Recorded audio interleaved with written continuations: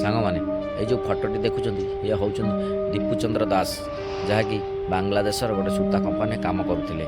ନିଜର ଧର୍ମର କଥା କହିବାରୁ ଆଜି ମୁସଲିମ୍ ଧର୍ମର ଲୋକ ତାଙ୍କୁ ମାରି ମାରି ପୁରା ଜୀବନରୁ ମାରି ଦେଇଛନ୍ତି। ତା ସହିତ ଉଲଗ୍ନ ଅବସ୍ଥାରେ ଗଛରେ ରସି ବାନ୍ଧି ପେଟ୍ରୋଲ ପକାଇ ପୋଡ଼ି ଭିଡ଼ିଓ କରି ପୋଷ୍ଟ କରିଛନ୍ତି ସୋସିଆଲ ମିଡ଼ିଆରେ। ଏଇଟା କ'ଣ ଠିକ୍ ହେଲା? ତାଙ୍କ କୋରାନ୍ କହୁଛି କ'ଣ ଏମାନଙ୍କୁ ଏମିତି ମାରିବାର?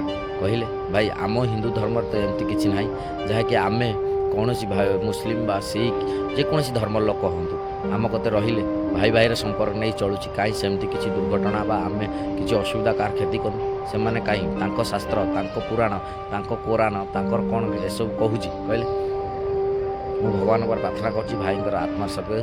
ତା ସହିତ ମୋର ସାଙ୍ଗସାଥି ଯେଉଁ ଭାଇମାନେ ଦେଖୁଛନ୍ତି ଭିଡ଼ିଓଟିକୁ ସେୟାର କରନ୍ତୁ। ତା ସହିତ ଯେଉଁମାନେ ଆମ ଦେଶରେ ବା ବାସ କରୁଛନ୍ତି ଆମ ରାଜ୍ୟରେ ସେମାନଙ୍କୁ ବାଂଲାଦେଶ ବିଦା କରିଦିଅନ୍ତୁ। କାହିଁକିନା ସେମାନେ ଆମ ରାଜ୍ୟ ଆମ ଦେଶରେ ରହି ବିଜନେସ୍ କରି ଆମ ଲୋକଙ୍କୁ, ଆମ ଧର୍ମ ଲୋକଙ୍କୁ ତାଙ୍କ ଦେଶରେ ମାରି ଏମିତି ଅବସ୍ଥା କରୁଛନ୍ତି। ସେମାନଙ୍କୁ କ୍ଷମା କରିବାର ଆଦୌ ଠିକ୍ ନୁହେଁ।